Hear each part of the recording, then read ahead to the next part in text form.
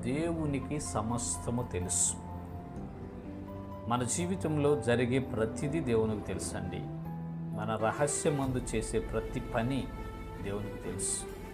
ఒంటరిగా గదిలో ఉండే చేసే ప్రతి పని దేవునికి తెలుసు. మనుషులు ఎవ్వరు చూడకుండా నేను చేస్తున్నానులే, మనుషులు ఎదుట నేను నీతిమంతుడిగా ఉన్నానులే, నేను గొప్పగా ఉన్నాను, నన్ను ఎవరు గమనించట్లేదని అనుకుంటున్నావేమో సహోదరి సహోదరుడా, నీవు చేసే ప్రతి పని ఆయన చూస్తున్నాడు, ఆయనకు తెలుసు.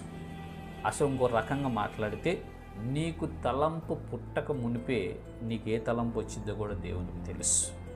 నీ నోటికి మాటలు రాక మునిపే ఏం మాట్లాడతావో కూడా దేవునికి తెలుసండి. ఆయన అన్ని చోట్ల వ్యాపించి ఉన్నటువంటి దేవుడు.